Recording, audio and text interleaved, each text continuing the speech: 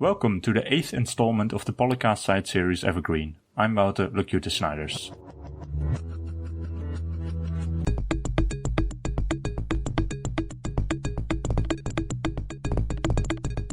The series' 8th season consisted of 27 episodes, including its landmark 200th and a special. As with the previous 7 Evergreens, PolyCast regular co-host Daniel "Dan-Q Quick selected and ranked the 10 topics he feels most retain their relevance years after they were first published. As well, recurring guest co-host Canis Albinus re-listened to the entire season to select the 10 most representative moments for the show alongside an honorable mention. Hold on to your hats, it's about to get windy.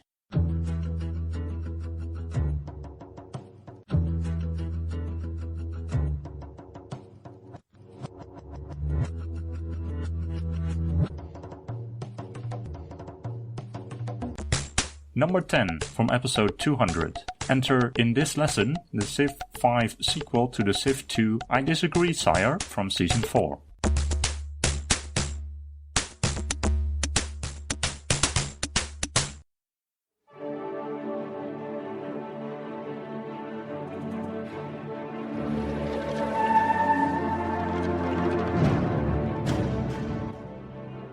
I am your economic advisor. I'll teach you how cities work, how to found new cities, and where the best places are to build them. I'm your foreign advisor. We'll learn the basics of diplomacy with other civilizations and city-states. I'm your military advisor. I'll teach you how to stomp out barbarians and destroy their camps, and how to conquer an enemy civilization's city. I am your science advisor. I'll teach you how to move your units around the map. In the process, you'll discover ancient ruins, natural wonders, and whole new continents.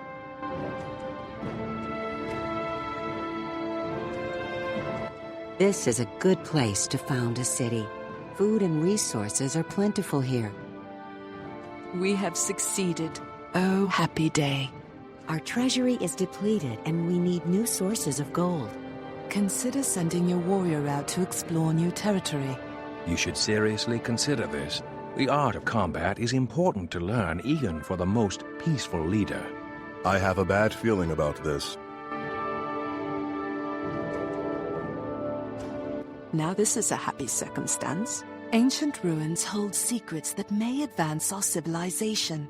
Interesting. This could lead to a breakthrough. Technology is science put to use. We should investigate this. You may want to consider this. Excuse me, I have a bad feeling about this. Now this is a happy circumstance. The sun shines brightly on our lands. You may find this to be useful. Our treasury has grown, and we have money to spend. Aha! Fortune smiles broadly on us. Oh, happy day. Wonderful! The sun shines brightly on our lands. I have some information that may be of use. The land near your city could be made more productive. Build a worker to improve your territory. Here is something that may be helpful. Excuse me. This situation requires decisive action. Under your command, your workers will build trade routes to collect gold, construct improvements to help your cities grow, build things quicker, and improve resources to make our people happier. You may want to consider this. We have succeeded. We have a worker, but have not improved any tiles yet. The worker can improve tiles in our territory. You should seriously consider this. Order your worker to construct an improvement on a tile to gain an economic benefit. If I may speak freely, things are not going well. We have no combat units defending our territory. It is a dangerous world, and we are vulnerable to attack. These are dire times. You may want to consider this. Workers are defenseless. It may be best to reconsider our strategy. We use extreme caution when moving them outside our borders. Excuse me, we may be able to manage this more efficiently. Our capital city has finished building a unit. Now, this is a happy circumstance. You now have a ranged unit. Clever move. Our smart moves have been paying dividends. Oh, happy day. One of your combat units is near an enemy unit. If I may interrupt, I have a bad feeling about this. You need to know this. The enemy unit you are near is fortified. This attack will damage both sides evenly. Things are not going well. We have a unit that is on the verge of being destroyed. You need to know this. You may want to reconsider this attack.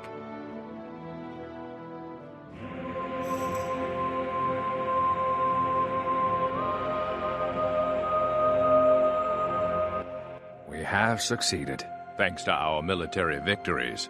A great general has come forth. The sun shines brightly on our lands. Fascinating. We have succeeded. I think we have enough workers for the moment. You have a unit that hasn't moved for a while. Our workers are idle. You may want to construct something else. Our capital has grown into a bustling city. It may be time to build a settler to found another. Clever move. We have succeeded. Now this is a happy circumstance. The sun shines brightly on our lands. This situation requires decisive action. You can found a new city with your settler, move to a fertile location, and found a new city. If I may interrupt, your settler is alone outside your borders and could be captured. You may want to consider this. You need to know this. Your people are no longer happy. An unhappy populace will not grow as fast as a content one. If you wish to make your citizens happier, order your workers to build improvements on resources. I have some information that may be of use. Natural wonders are hidden around the world. Discovering them makes your civilization happier. Knowing this, we may want to change our tactics. You should found your city soon. You should seriously consider this. Our treasury is depleted and we need new sources of gold. This is a good place to found a city. Workboats allow you to improve fish and whale resources off your coast. Having a strong navy is the only way to defend and explore the oceans around us. Excuse me, I have some information that may be of use. You have discovered a city-state. A city-state has requested your assistance. Things are not going well. This situation requires decisive action. Here is something that may be helpful. This is a complicated subject with a great deal of nuance. City-states are small countries that are not competing to win the game. You may interact with them diplomatically, or you may go to war with them. I have some information that may be of use. Thanks to your research, all of your future military units will possess the Embark promotion and can move across the water. You should seriously consider this. Great Scott! This situation requires decisive action. Here are some more tactics for you to consider. We could push this situation to our advantage. If I may interrupt, there is more than one way to become the greatest civilization and win the game.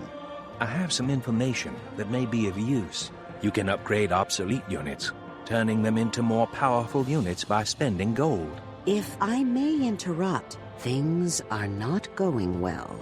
We are spending all of our money on maintenance. You can spend money in a number of ways. You should seriously consider this. Cities can be tough to capture. Like military units can defend against attackers. Cities can bombard besiegers. Siege units are excellent at knocking out cities from range. I have a bad feeling about this. This may affect our diplomatic standing. You need to know this.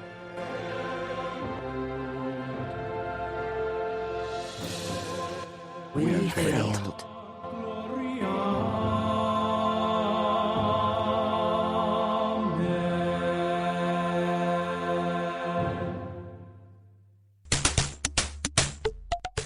Number 9 from episode 196.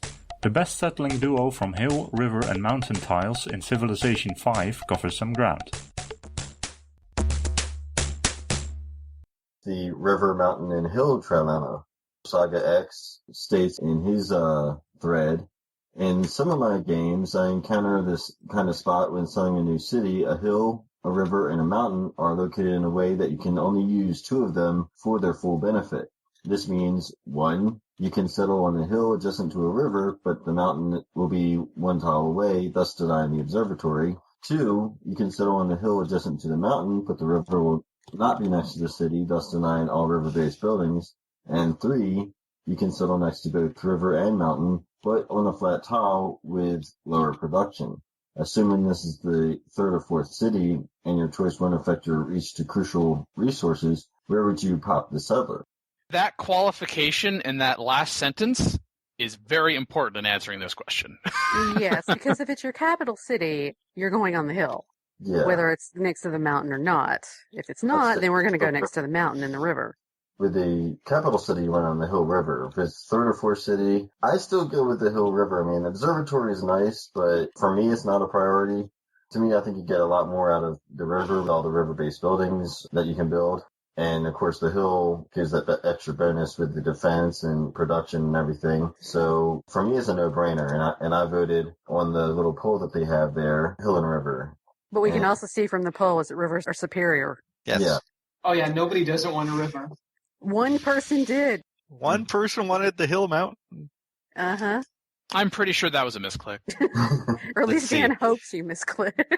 River and Mountain has 64% of the vote, and Hill and River has 33%, and that one vote for Hill and Mountain amounts to 2. Aw. Yes, I'll go for the Hill River. Well, It also depends on what civ you are, too, whether you want that extra science from the observatory. Oh, yeah, if this was capital, I'd be like... Yeah, Hill River no-brainer? No. I'd take River Mountain. I would take River Mountain, too, because then you could get the observatory, because your capital is likely going to be your science, and that'll give you, your science source. Those listening wondering what's with the observatory, plus 50% science, no maintenance available at Renaissance. But the city must be next to a mountain. And it stacks with the National College, which is 99% of the time going to be in your capital. So I'll take River Mountain, as long as the territory around it isn't horrible to defend the city, because cities on not hills bad. That's one thing. With the hill and mountain or something next to a mountain, one time that I will do that is if I see a good strategic defensive location where it's like maybe at a mountain pass and whatnot, where I can just put a city there, may have resources worth for me grabbing, but it makes it difficult for another civilization to come in and attack that city because they basically have to line up their troops to come in, and I can just take them down one by one as opposed to coming in from all sides. Yeah, it really does depend on what the map looks like. If it's a single mountain tile in the middle of flat area, then that's going to suck a lot more than if it's like a massive mountain range protecting everything. And if you're playing as the Inca, too, I can see going for hill and mountain, because then those terrace farms are really going to make up for the missing river if there's a lot of mountains around. That is true. Yep. So it's just a question of do you want to dodge the river-based buildings? Because, with no money on a river, all you're really doing is going for the extra farm, but you don't have to be on the river. You just need the river close to you to get the extra food. And the extended trade routes in the early game. Yeah, that's true. Trade route bonus. Extra food can equal eventually extra money, extra anything else, basically, because the more people you have, the more production you have and everything, theoretically. Kind of a rock, paper, scissors thing again. Mm-hmm. Although I love this. Silly Andrea said in the thread, the one that is most defensible, Hill and Mountain. But then I go and check who voted, and they didn't vote for Hill and Mountain. And that's a misclick. Yep. CPM 4001 in the thread said, I'd say it depends entirely on the surrounding resources. Settle wherever nets you the most resources. Mm-hmm. Not necessarily. You say it depends entirely on the surrounding resources? No, I think it'd say depend heavily on the surrounding resources. It's in part, what do you see the purpose of that city doing? Yeah, let's think. Is this a mountain hill in the middle of vast jungle? Then yes, I will please take that observatory. If not, Observatory with the university in the jungle. Yep. Even if it doesn't have the National College, it's still well worth getting that 50%. Number 8 from episode 195. The temperature of reception for could-be global warming in the Civ series is variable. Maybe we can add global warming back. No? There's no groans of, I'm surprised. And well, no, because global warming back doesn't necessarily mean it would be like we've had in previous Civ titles. If it was, let's get global warming back the way it was, no, then I would groan. Yeah. Okay. I would have some not nice things to say. Well, back over on Reddit again, Legomone. The idea that now that everybody was talking about the spear map thing. Before you go on, Mackie, I think it's fair to say that we can consider this global warming even if we don't consider this alternate map implementation. Just a bunch of hot air? Yes. If I set aside the fact that they're basing it off of the spear type that we just talked about, I actually am liking this topic more. Yeah, if you throw out the whole basic concept that he starts with, yeah. Well, sure. It's not the premise. But... Anyway, he does agree that the original Civ 4 version was kind of lame, which we know. But with a spherical map and more powerful computers, it would be cool to see the ecological effects of global warming, industrialization, and even nuclear war after the industrial age. In Civ, of course, not real life, he points out. Oh, some other things. The ice caps could get smaller, and oceans would rise. Now, I see the oceans rising being a little problematic because a lot of people are going to have coastal cities. And he does point out later on, if your city happens to be on the coast, bye-bye city. Yeah, I hope you didn't need that. I have fundamental gripes with this coaster suggestion. The coastal and I thing, think that this kind of design is awful in strategy game. If you are making a game and you are calling it a strategy game, putting in a mechanic that you're virtually guaranteed to encounter without much control over it whatsoever that will completely ruin an equalized strategy is a bad design element. There's nothing good about that kind of stuff. Having your cities disappear because at the end of the game, without really anything you can do to control it, is crap in strategy, especially if cities still carry the value they have throughout the Civ series. If they're not valuable at all, then that's different, but then we're really getting away from what Civ has been to this point. Okay, oceans rising. Oceans are always rising or falling and rising and falling. Cities don't go away with it. Seriously, over the course of history, there's certain areas have seen issues, but yeah, they've dealt with it. And it's not like oceans rising multiple feet. It's not like they rise 10 feet over a year or something crazy like that. Yeah, well, I mean, they can, but then we're probably all dead anyways by that point for other reasons. I mean, there's definitely some potential, something you could do more minor that would be interesting. Ice caps getting smaller and revealing a little bit more land or something like that, that's not a bad thing. There's another one in his list here about some of the tundra being replaced eventually. Tundra and taiga doesn't really give way to grasslands and plains. There technically already are grasslands and plains. They're just cold grasslands and plains kind of ish. Taiga, at least, I think. Tundra is just desert. That's really... Now, we don't need the storms and hurricanes, though. Well, I take that more as just have weather. Yeah. So it would be like if there's a hurricane flowing through a certain area, then your planes wouldn't have the range. Movement would be a little harder. Combat would be less damaging. It doesn't fit the model. Yeah. It doesn't work unless you're changing the time scale. You can't model that. There are no 20-year hurricanes. Well, obviously. There's not even a hurricane that lasts a full year. You can't. It doesn't fit the scope of the game to model that with a direct in-game tactical effect.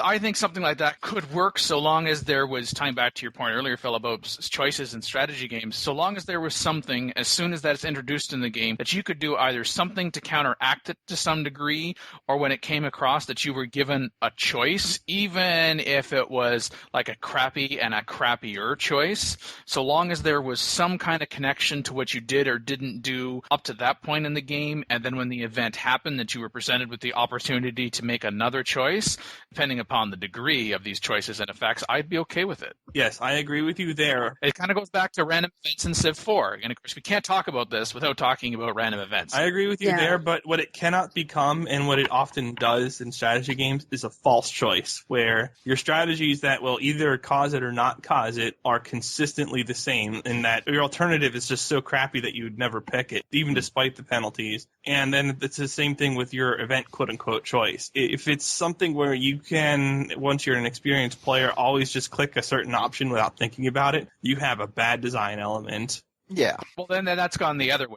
But that happens a lot with this kind of quote-unquote event or this kind of function in a game. Yeah, now you're talking about both extremes, right? Either, there's nothing I can do, or there's something I always can do, so therefore I'm not thinking about it. Yeah. Neither of those. But both have the exact same answer, though. If the player just goes bleep and doesn't even think, then it's not dreaded G.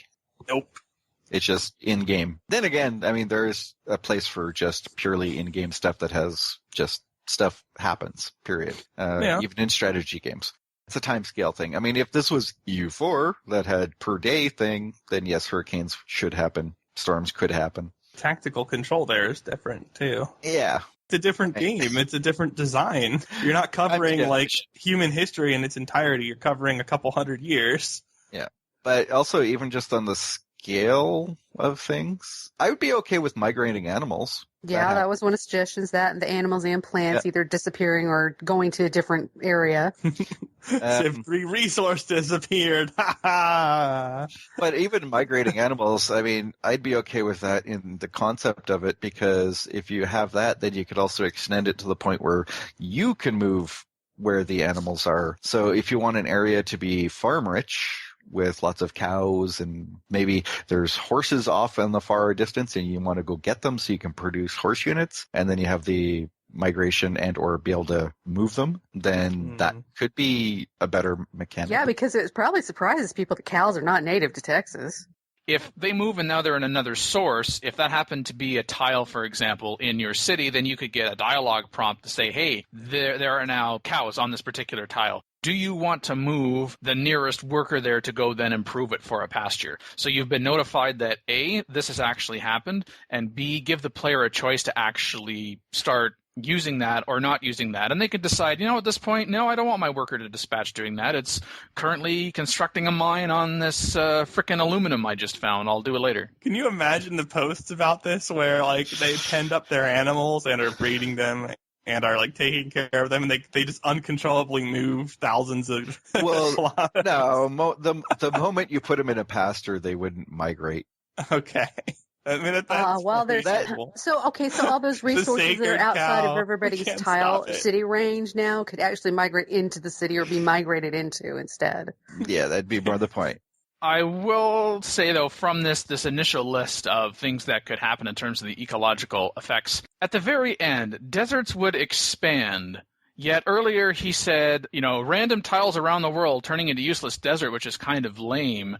So the desert's going to expand, and where is it going to expand to? Is it suddenly going to be desert in your ocean then, in which case it then didn't take away from a tile that you were... I don't understand that.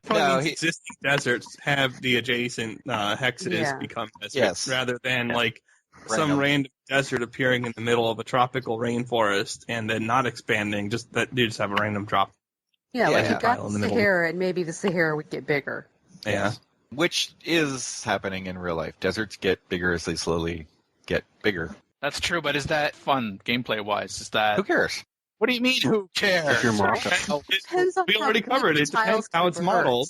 If a desert adds one hex, every 50 turns to it, that's early game, a really long time before that happens. Late game, then it happens a lot more often. If that doesn't start triggering until after somebody hits industrialization, of course. I'm pretty sure desertification happens. Well, it happens without it, but I know. And then there's also this little thing about changing the victory conditions a little, which, I raised a Spock eyebrow. Well, they could use it. There's no harm in that. Maybe the science fiction could involve you researching ecotechs to stop global warming. Well, Alpha Centauri's tradition at this point. Although having more text to help you against global warming in that later part of the tech tree would not be bad. It's a fairly obvious point. You go from moon landing to Alpha Centauri with no step in between. Yes, that's been part of the game forever, but other steps like going to Mars or something else along that line first might not be a bad thing to slow down the tech victory once you get to that point. Because I'm pretty sure we can't build a spaceship that goes to Alpha Centauri yet. No, I know, but we also can't live for, the 6,000 years that this game spans either. So, if it's... Yeah, I mean... Hey, we're already in the info era, so game terms wise, we're there. Of course, we don't have giant death robots yet. Darn it. I don't think we will, just from a practicality. Yeah. lane, but you know. That's a different argument. The risk of this being like freaking off-topic cast, I can see our descendants in 1,000 years going, do you see how they used to refer to that as the information age? Information dark age, maybe. Maybe one final point on this. It actually came as a response in the thread on Reddit from Ermagerd Space. Part of the reason, yes, wanted to mention this quote was to be able to say it in that way. But anyway, he's like, ties into not just this topic, but the one before, which is part of our research lab where we look at things that are not in Civ yet, but maybe in the future. Or in some cases, things that were in Civ in the past, and maybe they should be brought back in some way or not. I've not even seen Civ 6 officially announced yet, and we're already seeing a lot of suggestions from people who aren't developing the game to other people who aren't developing the game. Did I miss the big post where Firaxis decided to crowdsource development, or are we all just wasting a lot of time and effort on ideas that will have literally no impact on the next game? If the game isn't in development, the discussion is irrelevant. If it is in development, they're not going to rewrite the game engine because of a Reddit post. Whoa. Really? Somebody got up on the wrong side of the coffee pot. I can think of a few things in that statement that are actually wrong. Yeah. You? I don't know if it's actually serious. I've never seen this person before. I wouldn't say that I've to Reddit. It may be a complete troll post, but it is so well written. And actually, Legomon responded, which, if we are going to take it seriously, he pointed out that this is actually the Civ subreddit, not the Civ 5 subreddit. That's right. And besides, when you're talking about Civilization 5, I don't know how you cannot be talking about a Civilization 6, just like if we were talking about Civilization 1, when people talked about Civilization 1, they would end up talking about Civ 2. And you can never tell where the devs are lurking and reading. Yeah. Exactly. Number 7, from episode 202. A critique of what the Civ series contributes to gaming brings about much opposition. There is a YouTube video regarding Civilization by Errant Signal, and apparently the premise of the channel is to look at different types of games. It points out the differences between what the games assert themselves to be versus what they actually are, and also the kinds of messages that the games send. As a kid, I always felt I was learning something, from key scientific breakthroughs to which leaders went with which civilizations. But as an adult, I see the underlying rhetoric at play here, the assumptions baked into its metaphors, and the arguments being put forth by its mechanics. And while I still absolutely adore the game, I do so now with an understanding that it's not showing the actual patterns of history, but patterns of a specific lens through which it views history. I was pretty interested by some of the things. Like, it points out the whole conceptualization of barbarians in the Civ games. The mechanical point of barbarians is to spice up early gameplay and force players to keep at least a small military available, since barbarians could attack at any moment, whether or not you're at war with anyone. But that's sort of the problem. Unlike other quote-unquote civilized societies, barbarians don't obey territory boundaries and can't be reasoned with. The game paints them basically as monsters. Actually, in Alpha Centauri, the barbarian stand-ins literally are monsters in the form of terror-inducing mind-worms, which provide pretty much the same purpose and underscore how dehumanized the barbarians really are. Civilization 4 even goes so far as to have the barbarians share a banner with wildlife, as if to imply they're on the same side, as if they were destructive forces of nature and not really people at all. With the barbarian mechanic, Civilization effectively comes out and says that while there are many civilizations of all colors and creeds, there are still some groups of people too small or too mobile or too primitive to warrant any response but the swing of the sword or the loosing of an arrow. A silly comparison with the flags of the barbarian animals in Civ 4 versus the barbarians in Civ 4 also had the same flag, but also how it builds up the greatness of civilization itself versus what you actually do in gameplay. This idea that there are some peoples or social constructs below consideration as equals, or worse, the idea that some people are just quote-unquote savages and capable of anything other than conquest and destruction, doesn't really gel with the rest of the game's self-image as a celebration of all of mankind's shared history. You know, where we've been and where we're going and all that feel-good jazz the game insists it's about. It's an interesting watch, and certainly I would agree that what you see on the box art of a Civ game is really not 100% what you necessarily do in a typical game, sure. But I'm not sure if marketing the game as nuke your enemies into winning a UN victory is really what you want to put on the box anyway, especially if you want to sell this to some of your demographic that might be off-put by that kind of thing. So, I don't know. I don't know that you could do without an errant signal to some degree in the Civ franchise, but certainly there are valid points. Since joining YouTube in April 2006 has more than 50,000 subscribers and in excess of 2.5 million video views, Bomb Candy says, I think it's important to highlight that there's a stark contrast between what the game touts itself to be, a celebration of man's achievements, and what the game really projects itself to be, a series of events which serves as a means to a win state. Yeah. It trivializes history, and although it's an unavoidable side effect of the game mechanics, it's still present. And I'm thinking, I don't think the game is touting itself to be something that it is not. I think that's people's inference. I wouldn't go that far, but you do get misled to some degree if you just look at it versus playing it. There, yes. That I could see, not actually playing it, not putting into context what it is being marketed as, because after all, it is a game. Yeah. Games need mechanics, and mechanics need to abstract some things, even though, at one point in time in game development, right, it was because, well, it's not sophisticated enough to do anything more than it's already doing, whereas I think now it's more about, is it fun? Yeah. And a lot of that fun is it fun to play? Would you rather be playing this game than something else, or doing something that's quote-unquote real? Yeah. Some game mechanics are real, but also some of the history that you could do with Civilization, you could make a simulation of the history that has already passed. You could make a different change in the history that already has passed, but it's only a simulation, since real history has already passed. Civilization posits that the state is all that is or ever was. The humans themselves are incidental. And in that, I think we start to see the key problem I have with the game as an adult.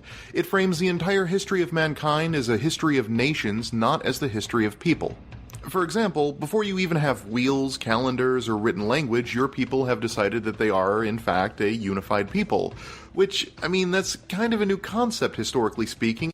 It's about reimagining history and making different choices. And I think if you really want something that's more mimicking of history within civilization itself, then there are a number of historical scenarios that give you that option, that essentially recreate, as much as you can approximate. This is what it was like, really. Now make a decision based on the mechanics for that particular scenario. But they didn't put that in the general game because, as Phil was getting out of the introduction, they're trying to take into account the potential market here. And given the amount of time and money that's put into the game, they want to make this as accessible to people as possible.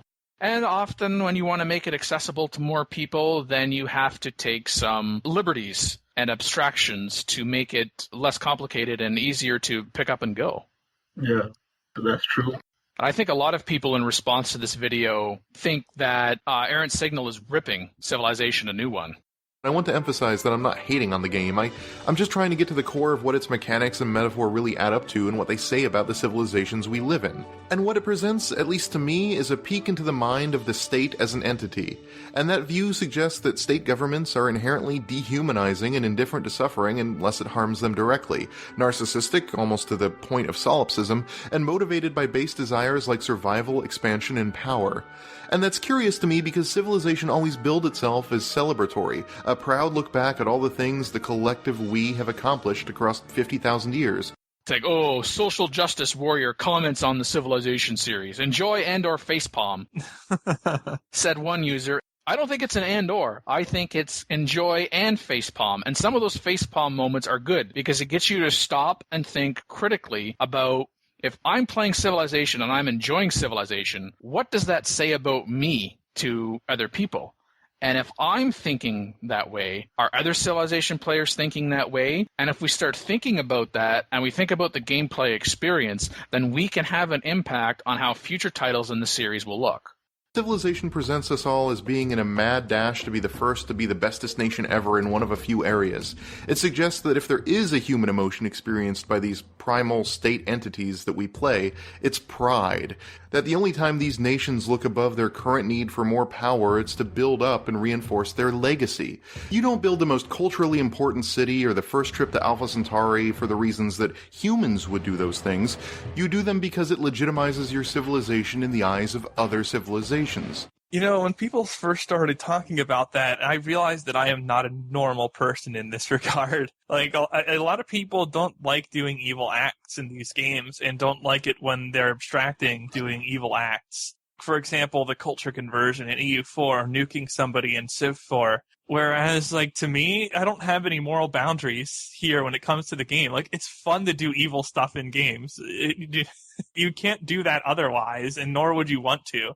Yes, he nukes of does. slavery in He real really life does. are horrifying, but in the game, you get to be like some evil overlord person if you want to be, and that can be fun. So it didn't even occur to me that you would actually treat the game in any capacity like you would treat real life, and be bothered by the concepts of doing extreme evils.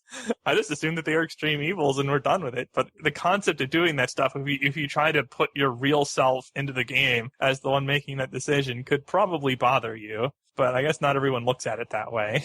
Nuke 'em all. People have different frames of mind when they're playing these games. Further in response, I like Mr. Rudy Mentory.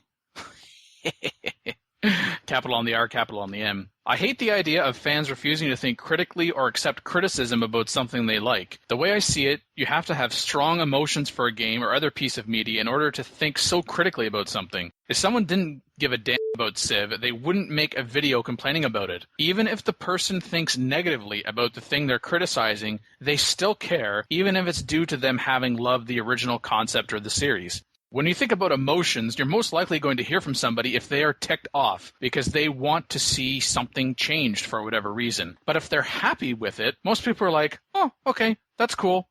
I like. Maybe they'll click the like button, but they won't make a comment and they won't send an email or send a voicemail or create a whole separate video where they're criticizing something. And as long as it's not criticism for criticism's sake, that there's something constructive in it. I mean, I don't agree with everything that Errant Signal is trying to say here, but I think it's worthwhile to address because he's trying to get us to think not only about how some other Civilization players think about the series, but also perhaps why, when you start talking about Civilization, other people that you know, online or in person, roll their eyes in the back of their head or slowly back away from you. The universality and finality of the Wind States reinforces a sort of fatalist one civ to rule them all philosophy. It presents history as a sort of Hunger Games for countries. Only one gets to take the prize as the most important civilization ever. Which again makes sense given the game's board and strategy game roots, but reframes every decision in history as a zero-sum game leading up to a single nation achieving some sort of insurmountable achievement that proves their inherent superiority. And first of all, proving the inherent superiority of specific nations is really troubling for a lot of obvious reasons, but it also pits civilizations in direct competition in a way they aren't, really. There was one, however, comment that whether you had a positive reaction to this video, a negative reaction, or a middle-of-the-road reaction, because there were definitely some of those. I was going through the comments, of which there were more than 700 when I checked this video the day before the recording. Hairless Sasquatch, that's the username. I did not pick it for them. I'm not making this up. How lonely do you have to be to think of stuff like this? Well, talk about uniting against the troll. Free as a Car says, it's more a matter of curiosity, and almost ironically, you could say the same thing of the many great works of mankind that are featured in Civ. How lonely do you have to be to achieve greatness? That's not a response that I would give. I thought that's taking Hairless too seriously. Seth Weber says, yeah, fuck critical thinking. Why do people even waste their time trying to expand their mind and knowledge? It's so stupid. My response is, how bored do you have to be to care whether or not other people care about this? It just comes across to me as someone who is not interested in playing Civ. Well, I could be wrong about that, but I don't think it's how lonely do you have to be to think about stuff like this. I think it's maybe how involved in Civilization do you have to be to think about stuff like this? And I would say pretty involved, that you have a connection to the game. You feel strongly enough about it that you're getting enough out of the experience to continue playing it, and at the same time, you see how it should be improved, or it could be improved, and you want to express that in a way that gets other people to say, yeah, that's exactly what I'm thinking. Let's start talking about it, and maybe we can come up with suggestions on how to improve it. At least improve from our perspective. I mean, you could take or leave what he said. I thought what he said was well said. I don't agree with everything, but I don't have to agree with everything he's saying to give it credit. Civilization's roots and influences are in games where states fight states. Microprose and Firaxis just take that pattern and extrapolate it backwards onto all of history, whether it makes sense or not. This is why you have a centralized government with a single treasury, a research agenda, major public works projects, and all cities working towards a common goal, often before you've discovered writing. No part of Civilization exists for its own sake. Everything exists as a means of harming, manipulating, or defending yourself from the other civilizations. That's elegant and beautiful from the perspective of designing a board-like computer game that plays really well, but it utterly dehumanizes the country you're playing as. There was actually a related video that he published last October, Errant Signal, which was keep your politics out of my video games. Good luck with that. Yeah. There's certainly something to be said about the assumptions, say, civilization builds into its simulations. Look at its win states and what they value: technological progress, military conquest, economic superiority, and cultural domination. You don't win by eliminating hunger, or poverty, or by nuclear deproliferation, or by having a particularly high standard of living. You get it for lack of a better way to phrase this, very American goals. Winning the space race, becoming a recognized world leader at the UN, having a giant shiny army that can easily crush other civs, cultural domination by so-called great works that get exported to the world. Civilization values what the culture that created it values, and while the game doesn't set out to be a political statement, the way it systemized the world certainly presents one. Now, that video's got over 85,000 views, and it's got a ratio of about 6 likes to every dislike, whereas this video on Civilization, with about 27,000 views last I checked, had a ratio of 5 likes to every dislike. Civilization isn't a game about cultural, financial, and military imperialism. It's just telling the story of man throughout time, as it's always been. And then, with a couple of screenshots, he goes, "Conquest is rewarded with cities. Woo! And puppet governments, forced annexation, and the raising of cities. No imperialism here." But I think that's just it. He said it right in the start. Civilization is a game. Well, yeah. I think a game like Civ, it deserves to be spoken of critically, for better and worse, but that's just the thing. It is a game. So at some point, you need to keep either your outrage over the response to the video or even your fanboyism in perspective. Number 6 from episode 207. How the Civ community should regard giving away tiles during multiplayer matches. There is a cheat, a human player cheat, give it away. And Clockwork Orange on the 2K forums says that this annoying cheat happened the past few games I've played multiplayer. And basically, whenever a human player is about to lose a city to another human player, and occasionally to the AI, she gives the city away, often to the weakest player in the game. It's real annoying because it ruins momentum and often blocks a path to their other cities. Then if you still want to take it, you have to declare war on the other civ, which runs up the warmonger penalty. Is this a cheat? Is there a way to fix this? And my personal opinion is summed up by the next comment by Pixel Ripper. It's not so much a cheat, it's a tactic. Then it comes down to really, do you find your game, not Civ in general, but the game that you're playing at that moment, are you playing it as a, I'm here to win tactical and I'm using all the rules to my advantage? Or are you thinking, well, this is realism, I want to role play a relationship with other AI countries? And that's what it comes down to. I mean, I've done it before. I'm guilty of this, playing against the AI and saying, oh, look, this is just annoying. If I give that there, they have a problem. It's a tactic. But in real life, it would never happen. It's not a way to simulate real warfare. But then again, This is not Crusader Kings 2. Or EU4. And those are simulations. They have their own problems. Yeah. But one thing they do that Civ probably should do here, I can't believe I'm saying this because usually it's the other way around. They don't let you sell crap while you're fighting in a war. Yeah. Like, if you have enemy units in your city borders, you probably shouldn't be able to sell that city. Maybe you shouldn't be able to sell cities at war at all. But at least if you have enemy units in your borders, you should not be able to sell that city. Or even just give it away, not even sell it. Just say, here, take, please. It's not cheating by definition. It's definitely not cheating, but it's a questionable game mechanic to be sure. And people say it's more poor sportsmanship and spoil sport more than anything else. It's basically in a multiplayer setting if you're trying to be competitive. It's the screw you, I'm not going to let you get what you actually earned from me. Yeah. So, Yeah, but aren't there so many other things as well in a Civ game that we could call poor sportsmanship, but the rules allow, and yet it happens? I think that when it now comes down to, even if it's not quote-unquote fixed in the game, like Phil is addressing, then people who are going to be doing this in MP, word of mouth is a very powerful thing, even in the days of our technology, and people are going to soon know who these individuals are. Certain you could be like, oh, well, I'm in Steam, I'll just go ahead and change my name, blah, blah, blah, blah, blah. Well, besides the fact that there's a history record of names, or you could go to some extreme measures to create multiple accounts, blah, blah, blah, blah, blah. But pretty soon, you're going to be a pretty lonely person trying to play my MP if this is something you're doing, because most people aren't going to put up with it because, like has been said, it's a tactic and it's cheap and it's poor sportsmanship, and people who are really competitive and even people who are not so competitive aren't going to put up with poor sportsmanship. We even see this in co-op-ish moments that are turncast where we're competing against the AI, and someone, I'm not going to be mentioning any names, even recently realized, I've captured this city from this particular civilization. I don't want it. None of the human players want it. So they go ahead and give it to an AI that somebody else is fighting. All part and parcel with whether they're giving the city away to another human player. If you have AI in the game as well, then you could go ahead and do that. And quite frankly, you could do that in a single-player game. Oh, geez, Civilization X is going to take this city. I'll just give it to Civilization Y. We just don't talk about it as much because most people don't know those things happen.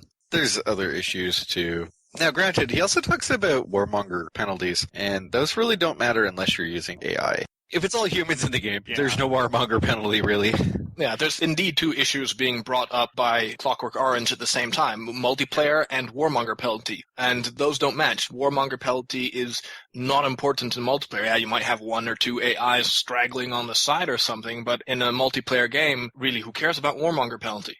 It's probably all warmongering anyway, so it's all out in the wash. Yeah. That's what most MP is, warmongering. And the AIs will get wiped out soon enough anyway, so who cares? If you even have them. Yeah. It depends on how you set things up, but if it's a competitive multiplayer game where humans are fighting humans and you're doing PvP, the AI doesn't matter. Probably shouldn't put in AI because it's a substantial advantage to whoever happens to spawn your AI and not a human, because they don't have to be honest. Yeah. Otherwise, I would just say, tell people if you're hosting the game, tell them you may not sell cities to other people while at war as a house rule sort of thing. And anybody who breaks it, well, kick them out of the game. Yep, that's a good idea, setting up a set of house rules. But you could also say, in this game, here are my house rules. By the way, give it away is allowed in this game. And see how people start changing their player tactics. You could say, in this game, one of the house rules is it's a legit tactic. You might see some players say, hey, I want to go in for that because I really want to play a Civ game, trying to take advantage as much as I can about the rules built into the game by the programmers. That's fine, too. As long as you have rules agreed upon ahead of time, then you can do anything, really. And the longest rules are enforced as well. Yeah. Well, yeah. If you're the host of a game and you say there's none of this, and someone does it, in addition to calling them out, kick them out. Yeah. Make it a core rule that this is just not going to be permitted, and send them the message that way. If they have to learn the hard way, then so be it. And you might think, well, what if the host does it? Well, then everybody else can leave. Exactly. Send the message that way. That's no problem. Instead of kicking him out, punishment being in-game, as in everyone gangs up on that one guy. Yeah.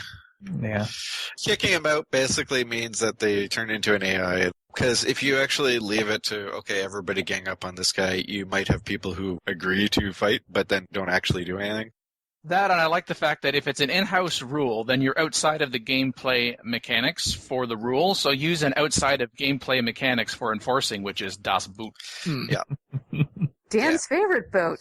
Now, someone might say, but PolyCast, what if someone says that the in-house rule is allowed and you don't like it? Well, I guess it depends. How much don't you like it? You can leave. You can try to convince a change before you leave, I suppose. But if in the end, on balance, you don't like it, then yeah, just leave. I'm certain there'll be someone else willing to take your place, or they'll just go ahead with one less player. That's fine. I think usually if someone would see this as legitimate in an in-house rule, before jumping into the game, they're going to realize this tactic is going to be used left, right, and center. That's why it has been legitimized for this game. Yeah. Unless they're ever going to come along and switch it to what Phil suggested as in, if at war, can't sell cities. Of course, that also assumes that they might even consider another patch, but...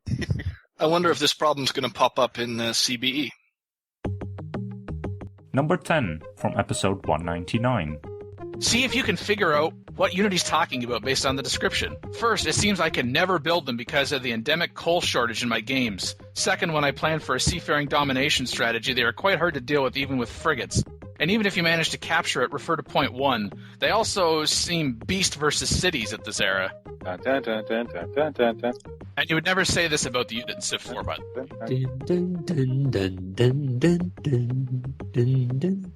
Begins with an I. Did it start with an I? It starts with an I and ends with a D. Hello, Ironclad. How are you? Number 9, also from episode 199. How do you actually get in the melee unit in? Good luck with that. What? Get a melee unit in. Good luck with that. Cataphract. Shut up. Well, this escalated quickly. So you. But Magic hasn't said the usual conversation ender. Because No, not that one. It starts with your. Imagine, can you just say it? Mackie's been deprived. You've been away from the show. She's forgetting your voice. So you have to say this expression so she knows it's truly you and you are in fact not a dingo. That's right. The imposter wouldn't know this phrase, clearly. Authenticate. your mom. It didn't sound too certain. Might be a dingo after all. Number 8 from episode 190. We are all drama monarchs here. What the heck, Jan? Everybody knows the phrase is drama queen. You had to go for the gender neutral drama monarchs. Trying to be politically. No, we're just going for the Civ theme, and I gotta get the monarch in there. It sounds more Civ-like. Number 7 from episode 213. The last time we were talking about a Civilization title release, excluding expansion packs, was in 2010, and, probably before some of our listeners were born. Oh, come on. No, it's probably a bit extreme yet. We like to get them started young on PolyCast, because that ensures that they will continue to listen to the show. Mackie behavior. That they will continue to listen to the show well into their... I don't want to speculate on how long they're going to live. That sounds kind of odd. Into their later years... Yeah, that's... Dan's going off on so far a tangent that he's teleported himself. It is a skill, Mac. You would know. Number 6 from episode 207.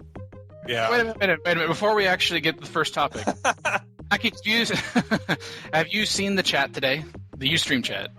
I saw somebody said they would get here early while I was sleeping, but haha, the joke's on you. It's already awake. Okay, so you've seen it. Please read exactly what the Star of Hope had to say about you. It's hilarious. He said, I thought I'd come early while the Mackie was sleeping. She's scary when she's awake. Nice. She might kill you for your cup of coffee. And then what else? Like she might kill you for your cup of coffee. No, I know how to acquire my own cups of coffee, thank you. Just have to kill you for it, but she might. If you get between me and the cup of coffee, we might have to have a problem.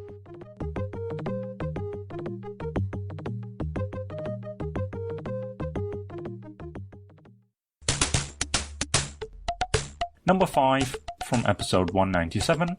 Playstyle instead of player choice is tested in the context of Civ 5 ideology selection. We're not the only people that have ideas for the game. Pixel Ripper on the 2K forums poses the question, what if instead of choosing your ideology chose you? What if your actions during the game ultimately defined your ideology instead of just picking the one you want? Perhaps it could be influenced by the first 3 policies that you chose, the order you chose them, how many times you've declared war, declared friendship, your research agreements, etc. And Pixel Ripper asks, would this wild card add flavor to the game or not? What other actions might dictate your civilization's ideology? Research focus, espionage actions, etc. It would add flavor to the game, and that flavor would be not so palatable. You'd have to give yourself a score for each of those actions, and the game would be tracking it, and what people would do is manipulate the score so they didn't hit certain thresholds. Mm-hmm. Yes, but ultimately doing that would lower your strategic choice to some degree, because you would consistently do the same thing to pick your desired ideology. So your initial game actions would actually be more on rails than they are currently, where you can do a hard switch. And sometimes you want to do a hard switch for one reason or another, and having that option denied to the player actually reduces the total amount of choices you can make across the playthrough.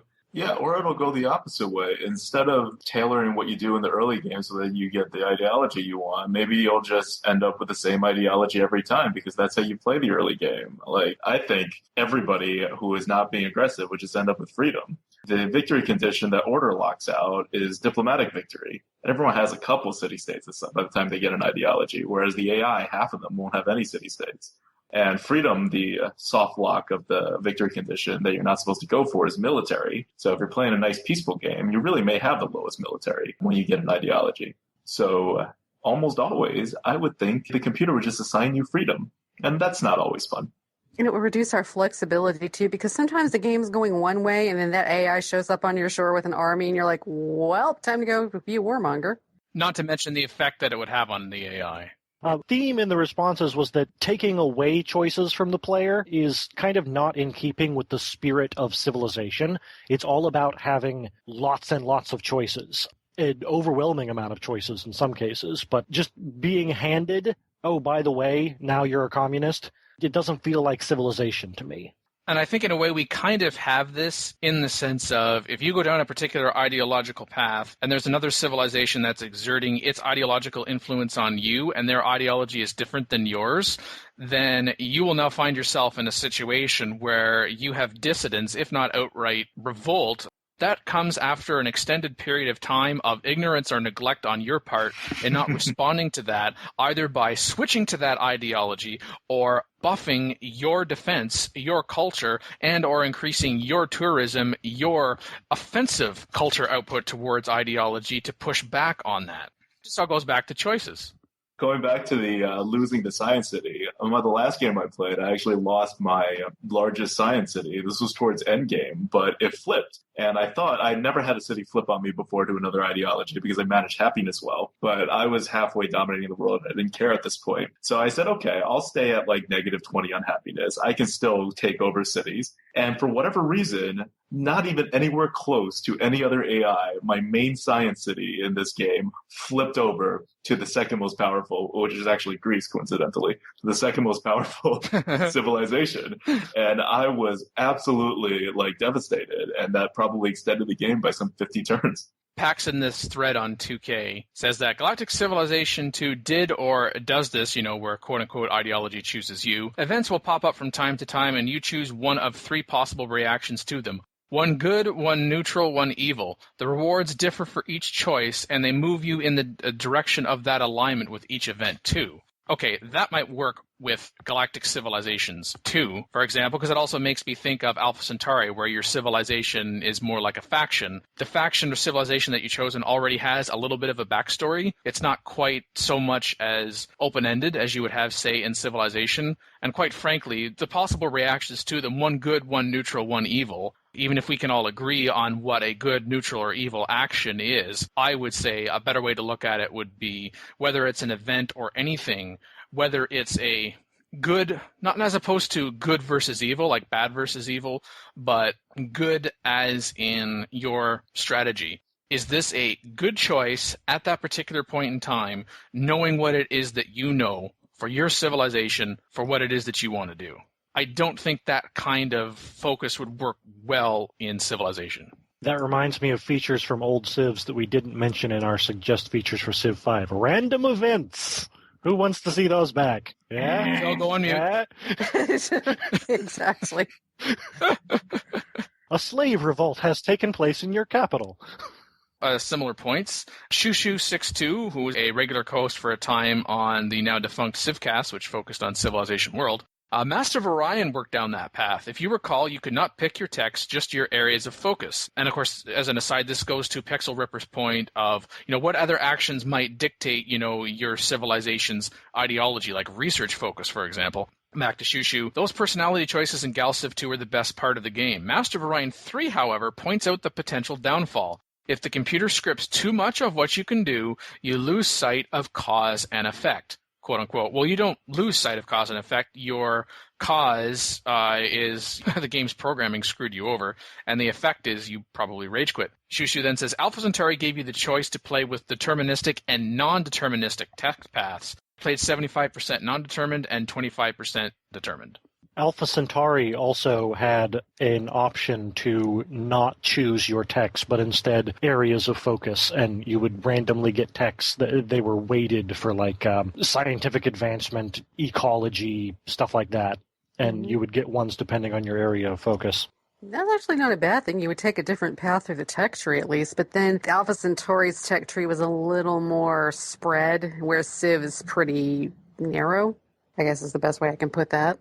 I mean, it's like especially when you're in the early tech tree, how do you define what you're concentrating? I could see a war versus peacetime division, but then what's in the middle? I mean, because you really would need a third category somehow. I don't know.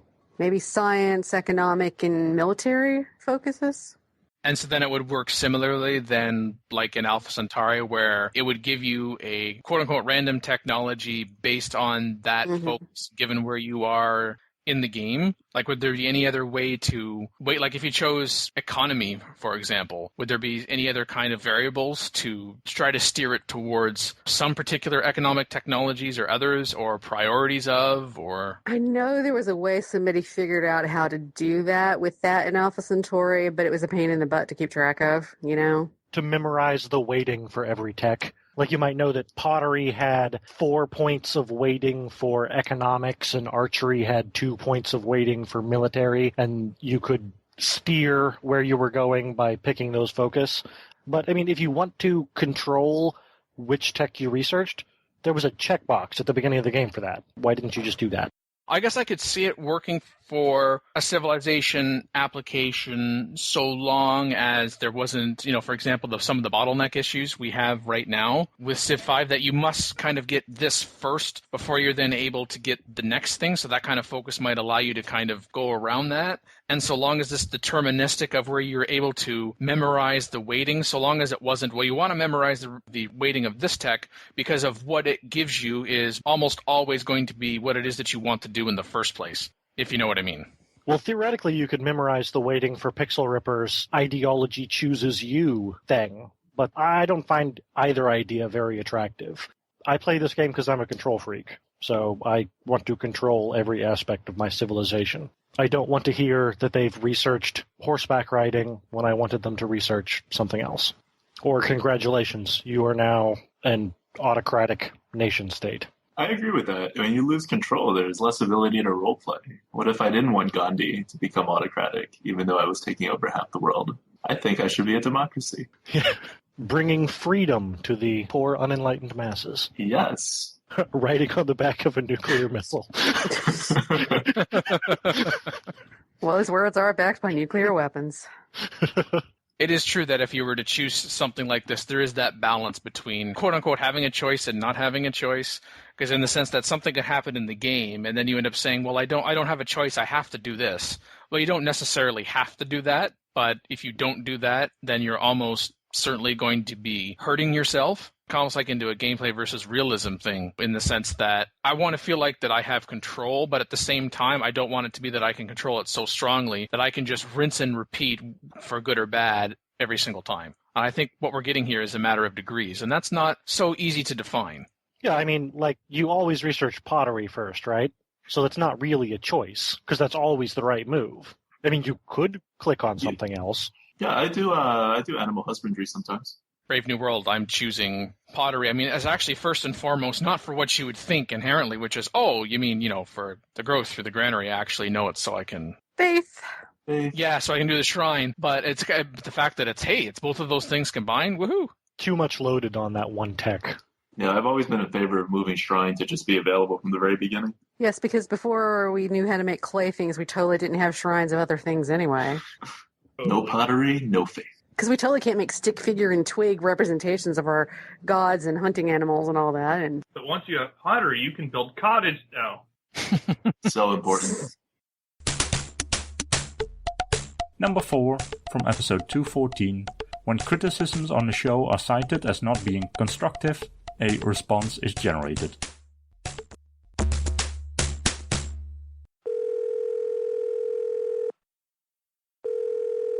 Hi, this is Tim, also known as Mazeppa PZ, and just wanted to give a comment. I love Civ, love podcasts, and love moments of the PolyCast podcast.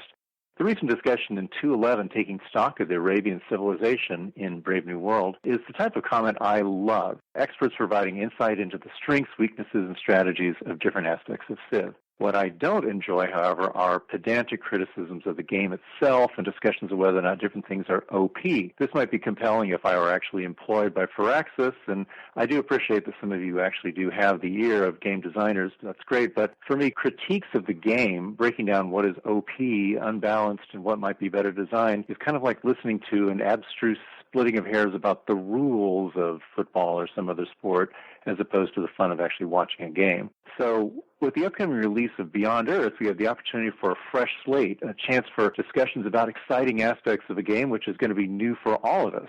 So imagine my disappointment on number 611 hearing a snippy argument over whether a base station's granting of a new technology is OP. The game's not even out, and we're already bogged down and barking up the same old trees. So please help me to learn how to discover new ways to enjoy our games. Thanks.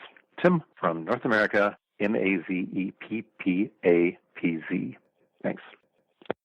So we received this voicemail back in October and before Beyond Earth was released, seeing as how he mentioned that the game wasn't even out yet. My response to his email, "Hi, Tim. On PolyCast, we work to balance coverage of the Civilization series. This includes not only strategy for what is in a game, but also the circumstances that led to the strategy coming about in the first place.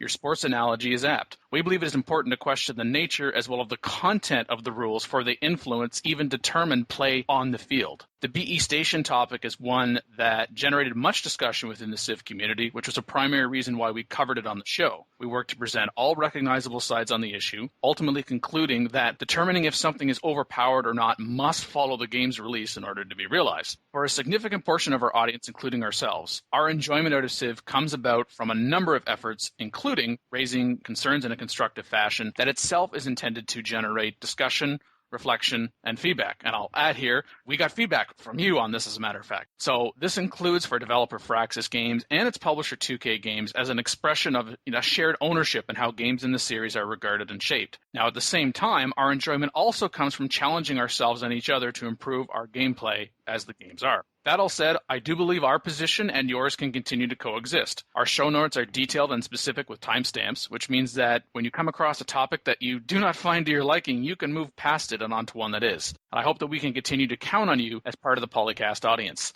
Tim said that I am honored to receive such a thoughtful response. I wouldn't have written to complain if I didn't have such admiration for you and your other panelists' obvious expertise. He concluded with, I'll leave you with one more thought. When you complete an episode, quickly review the content in your mind and decide if, on balance, it would sound to a first-time listener as if you all liked the game and were enthusiastic about it, or rather the number of criticisms would convey an overall sense of disappointment in the series. The stronger the score, this is in quotation marks in the first category, I'm guessing, the more enjoyable that episode will be for listeners. I don't know about my fellow panelists here, but I think that discussing criticisms shows that we have an interest in the series. Yes, we have an opinion, and perhaps you hear some more negative criticisms just because there's a stronger emotion involved, but I think it comes about if we are criticizing and we're being constructive about it. If we just kind of said what the criticism was and then just blasted the game, insert some explicatives here, and then moved on, then maybe our rage is kind of final. But our hope in constructively criticizing is that even if things are not changed in the immediate future or ever, at least we feel we had the opportunity to engage with Firaxis, engage with 2K, and engage the audience to let people know that if you're a Civ player and you're feeling that this is not working, you're not the only one.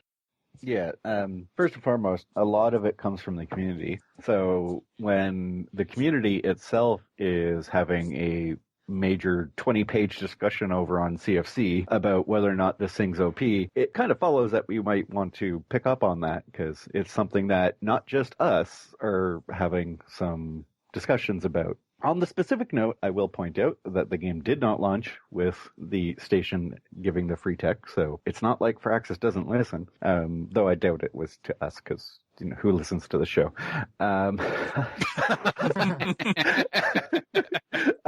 No, wait a minute. There's a difference between giving credit to the show and giving credit to the outcry. It's possible that it got fixed because of the outcry, not because that we also mentioned it on the show. But it certainly didn't hurt. Yeah. Or maybe it did. I don't know. Who knows? So part of it could be also that we're bringing up to a larger audience because not everybody goes to CFC that watches the show. So those two groups might not overlap. On top of that, there's a bit of question on credibility gap. Because if the only thing we focus on is the nice and cool stuff, the stuff we like, then we, especially myself and the main team who do other sort of things, start looking a lot less credible in the eyes of our viewers. Because if the only thing we say is nice stuff about things that we're doing, then I know personally I'd have a lot less viewers. If all they hear is a mouthpiece for Firaxis or 2K, then we might as well not exist. And at least that's my opinion on that. So on the balance, we do need to talk about other stuff. As for the whole question of rules versus gameplay, Civ as a series is about strategy, is about the rules. Playing Civ is just as much about the rules of Civ as it is about the gameplay of Civ. There are lots of people, I know I don't tend to do a huge amount of playing with the rules, but the main team and a lot of people on the forums who will go down to the map and do all the little tiny detail calculations to find out what's better than this and that. That's all about the rules. And that tells you what is good gameplay according to the rules and what is not. And there are a lot of people who compete, and especially in multiplayer, if one person knows that this set of rules when put together is broken, they're going to win a lot more than somebody else who might just not really understand it as much. So for us, for this particular genre and this particular game, it really does matter. It'd be kind of like, if we want to go back to football, that somewhere along the way, there's this little rule set that says that you can just hand off a free ball onto the field if you drop it. You know, stuff like that kind of matters. Rules matter. For our show, it's not just what cool features are in there or what people are talking about, but it's also the game itself. We need to have that discussion because it does come up in our community. And if our community is talking about all of these things and we're not, then we're not really doing a podcast for our community. I think the important part with those kind of discussion is that it must be constructive criticism. Like in the example of the station at the Blue, it was changed. There was a problem with it. And so discussing it was actually useful. It wasn't just complaining for the sake of complaining. Yeah, we do a lot of that too, but... Yes, sure. Sometimes we just have a thing and we just have to complain about it, but we are trying to be constructively criticizing them.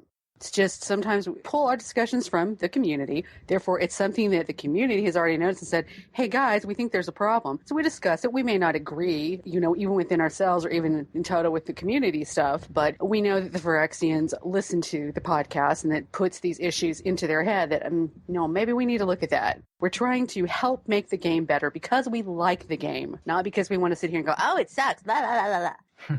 Yeah, Phyrexians listen, and they're even on the show from time to time as well to engage with us and to engage with the audience. And Mackie makes also an interesting point and a good point about we don't always agree on the show on particular issues. We usually agree that this is an issue and we should discuss it, but we don't always agree on what our opinion should be. And it is true that when we raise community issues, there are times that we will, shall I phrase this, sanitize. Or sometimes we will take what is anything but a constructive criticism and try to find that diamond in the rough and turn it into something constructive. So we cut out the BS, we cut out the noise, and then we try to give voice to, again, all sides of the issue. I'm not going to say both sides of the issue because so often there is more than two sides. And of course, one of the options is always just mod it. But short of that... Dan likes to polish turds. As Matt said, I think it's also Phil and Mad represent themselves, but they also represent PolyCast. So if they go and they say something on a forum, or Mackie and I do the same thing, if all we were doing was looking at the bright side and not looking at the dark or the darker side. Yeah, if people need sunshine blown up there, you know what? I mean, there are places to get that. Oh, easily. Welcome to the internet, and perhaps even literally. I don't know. You know what I mean, though. If you want the kissy, oh, the game is the great and spectacular, there's places to do that. We're trying to be somewhere in the middle. We like the game. There's things we love about the game, but there's also problems. No game is perfect, not even Civ, Dan. Yeah. This is also a strategy podcast. I mean, it's normal that we are discussing the intricacies of the game. We are the people who enjoy the game by playing it a lot. Some would say maybe too much. And so we analyze every little thing about it. That's also, this podcast is supposed to talk about those things, even negative things. Yeah, if there's an exploit thing that you can over-abuse, we should talk about that. We're not trying to pick on every bad thing about the game, but those are the things that are going to come up more quickly than the more little intricate strategy things, which, I mean, Beyond Earth's only been out a few weeks. So not everyone's been able to dig into it and see all the little things. So right now, of course, we're going to concentrate on the obvious problems, like stations spawning right where you want to put the city. Dang it. But it's things that will disappear. If you listen to us when Civ 5 first came out, I'm sure we had similar things that probably sounded like we didn't like the game, but we did like the game. There's just a few things that needed to tweak, and then it would be great. That's all we're trying to do. As people go on, build out strategies, and that's sort of the stuff that we want to talk about, because some of the strategies are built on game rules. So it's important. Number 3, from episode 191. Why no production is generated from jungle wood clearing is a question still being asked. Started by Kaiko. The thread is titled, "Why does chopping a jungle produce nothing?" And we all are already off to a wrong start, because I would assert that it clearly produces frustration. But that's besides the point. The thread reads, "Hello all. So after yet another jungle start, I'm curious if anyone has any theories why chopping jungle provides nothing akin to chopping down forest, which takes less time to tech and takes less time for your worker to accomplish. It seems nonsensical to me. Even if jungle doesn't produce production from chopping, why not a food infusion or a tiny bit of culture? The current difference between forest and jungle chopping seems to me to be a relic of legacy game design choices that have long since been left in the dustbin. I disagree there too. I feel like chopping jungle is one of those things that has carried over quite well between games." Yeah, it wasn't left in the dustbin. Like, ever since it existed, it has been unfavorable to start with the jungle. I'd say Civ 5 is actually a little less bad in that regard, and it's still iffy at best. Jungle wood doesn't necessarily make for great lumber, as Jazzy Cat was trying to point out. Yeah, that's commonly said in the thread, and it's a good point. From a historical standpoint, it's less favorable to start in the middle of a jungle, but I don't know, from a gameplay standpoint, I do question the way it's balanced currently. Because if you're not making the effort to use the wood in any capacity, why don't you just have like a burn jungle button or something? I guess it would be more accurately described as clear jungle. Well, sure. However you want to call it, but it's true that it does take pretty long, and I don't think that is necessarily 100% historically accurate compared to, say, its usefulness. Fair to say taking a match and a lighter and just burning down that section? Yeah.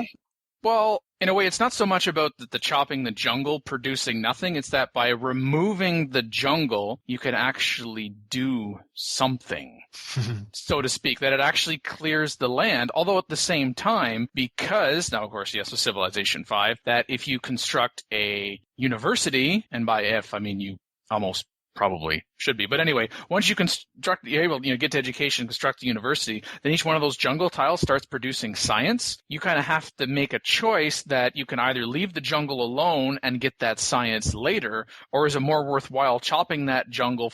And then when it comes to science, well, just allow your city to grow even more, so you can, once you get to university, you can start working scientist specialist spots, for example, and then you can just have the science from there. Exactly. So in the thread, like, Abraxas and Cat501 both bring up good points, and I think it has to do with balancing, because if you get later on game benefits from actually having those tiles available to you, or you can actually turn it into a plains tile and get those hammers, being able to actually receive hammers from chopping it as well sort of makes it a better tile than actually being surrounded by just traditional forest. If you should happen to have rolled Brazil in your chopping jungle, you're doing it wrong. Yeah, don't chop your jungles. In the thread, Aspen28570 says, why not just have it, and by that being chopping the jungle, give you a small sum of gold when cleared instead of hammers? The gold bonus would not be that much, between 15 to 40 gold per hex. That's a lot more than you think. Well, actually, in the end, it's not that much. About the same as production on that one, though. I mean, you could do that, because then you could say you're selling the jungle rare hardwoods, whatever, for money, which is, more plausible than getting hammers. But still, that jungle tile is still way better with jungle. Unless, of course, it's sitting on a luxury or a hill that you really want to turn into a mine, in which case you're turning it into mine anyway, so... And this is hardly the first time this topic has come up, in the sense that, B. Kaiko, who, by the way, was a guest on episode 145 in April of 2012, talked about, relic of the legacy game design choices. Back in May of 2008, Magma Dragoon started a thread, Jungle Chop should give hammers, in the context of Civilization 4. So I think regardless of whatever civilization we're talking about, it is represented well. It's balanced well, both gameplay-wise and taking into realism considerations, too. Yeah. Although there was points made somewhere in here like jungle science should be reduced to 1, at least early game, which sort of makes more sense because the big sciencey stuff didn't come till much later in the game. Balance. Give them something. Balance. Research labs. That should give you science from jungles. Oh my gosh. Come on now. Come on. It'll make them actually worthwhile. I think there are different opinions on worthwhileness of that. I don't think there are. I think there are different focuses on the reasons for saying things. Oh, to me, jungle would stand to even have less of a chance of sticking around on the map if I had to wait till a research lab. I mean, I'm all for helping out, certain late game buildings, although I think the research lab is okay. It's the medical lab that's a bit more... Extra food from jungle. Well, sure. You can get extra food by having a citizen work a tile that gives you food and not the jungle. Yeah. Well, you can always trading post the jungle anyways and get science out of that from rationalism. And then you just wait a little longer before you get more.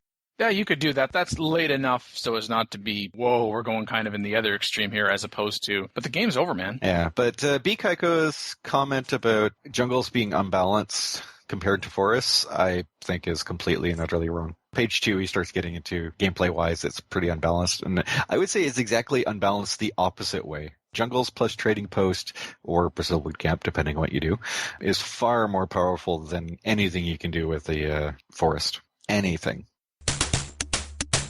Number 2, from episode 194, comparing Civilization 5 to Alpha Centauri element by element to understand design choices.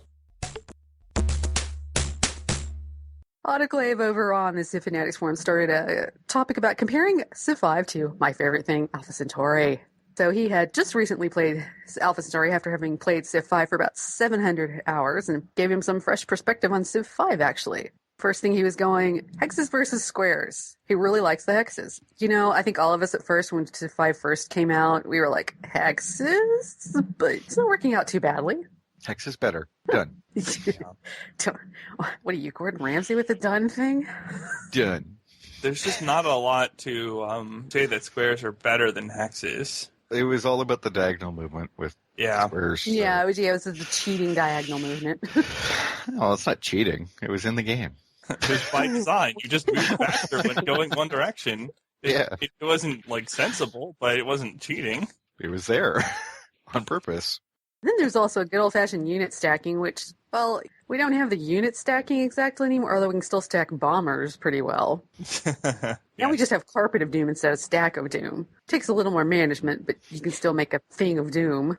Yeah, and in this case, Autoclave was actually missing the stacking. Hexes versus squares, he gave that to Civ 5, +1 for Civ 5, but here it's +1 to Alpha Centauri. Because it really forces me to pay attention to where to place individual units.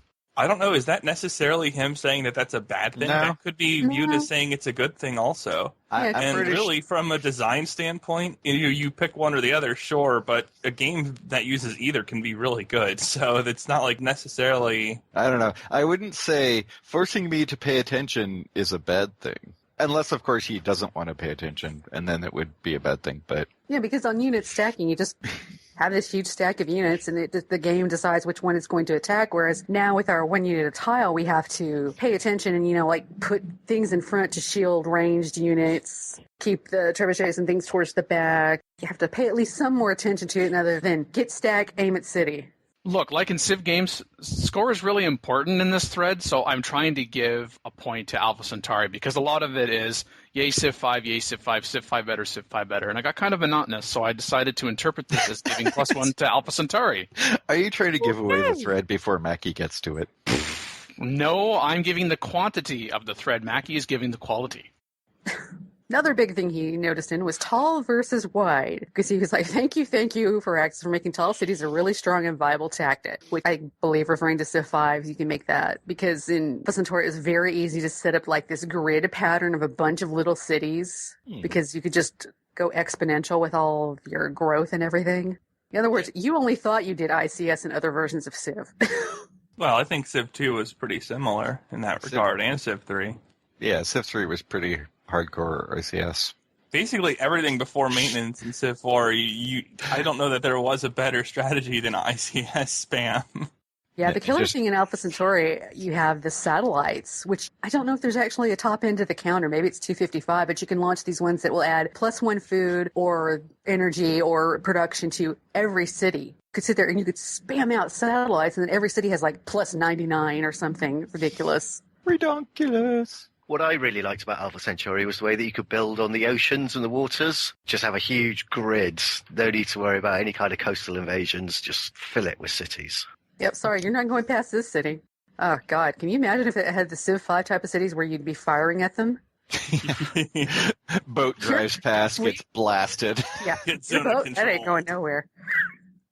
He talks about the tech tree in Civ 5 being better than the Smack tech maze, but I'm not sure. The tech tree is one of the things I really dislike about Civ 5, because it's too linear. We can get to internet without computers. Something's not right. Nah, that's just a label. I'm just talking it's way too linear. Like, there's no crossovers from Civ 4 where this little tooltip says, this part of the tech tree is attached to that part of the tech tree, versus in Civ 5 where it's like, if you can't draw a direct line without crossing another line, it can't fit. Yeah. It was a mess. Yeah, and Alpha Centauri had an interesting setting when you started the game where you could make it where you only got a certain selections of text to pick from to research your next tech. It was semi-random in that case. After you've played the game X number of times and you catch yourself always going up this certain path, like everybody straight to composite bows, this is where you try a different play style to think differently. That's what I don't like about a lot of the tech trees, and really even games outside of Civ. You wind up with false choice, where going one direction is the right direction almost every time, to the point where you don't have to think about it, you just go there. That does hurt the experience a little bit. It really should be a hard choice, ideally. Yeah, because in Civ 5, I keep finding myself, I go riding, go grab sailing if I'm on the coast, then go get composite bows to go smash who's ever on my island or continent. Maybe you take a slight diversion and grab something for a luxury resource you have, but that's the start every time. Yeah, it does get boring. I don't mind the Mac tech tree. Maybe I'm forgetting it, but... No, I don't remember it in detail. He couldn't figure out what to research for the next thing, but I'm pretty sure the game came with a printout thing that showed you that. Like, what? Yeah, well, 1999, guys, there were still physical media. Once upon a time, there were manuals. Yeah, now we have the internet. There weren't PDF files. You put this picture on your wall so you could see the tech tree in the game. I had that. That was awesome. Yeah. And after you've played the game a few times, you start knowing, I got to go this way so I can go get plasma first. One thing we do not miss from the previous versions of Civ and from Alpha Centauri, embarkation, having to put the guys on the boats. Transports. What's a boat? Well, okay, we still have to put bombers and fighters on a carrier, but that's nowhere near the micromanaging it took to move an army between continents. I'm not sure that the previous system has actually less clicks in total because of the stacking. If you used a good waypoint system in Civ 4, for example, you could have all of your units go to one city with all of your boats and then load them in the aggregate. Yeah, the waypoint was fantastic in previous versions of Civ. As you say, just load them all on, get all the transports in the city, load them up, and then off they go. Yeah, well, there's also the fact that this is actually, I think, a little bit easier for the AI to understand. Oh, yeah, and if you go with a one-unit per tile model, you have no choice. You cannot do that kind of transport stuff. It'd just be a disaster. Yeah. Please build one transport to transfer one unit. Unit, no. Yeah, no. And then protect that transport with other city units. Yeah, see, now no. they come up, run into your fleet on your way over to them. At least they can only take a couple of units off of you instead of half your army in one transport. Trading for in-game currency in Civ 5. He likes the trade caravans and the cargo ships, which you have to stop and think, do you want to send it to these city-states? Do you want to send it over here and get some extra science? But then they also get science, and, instead of just...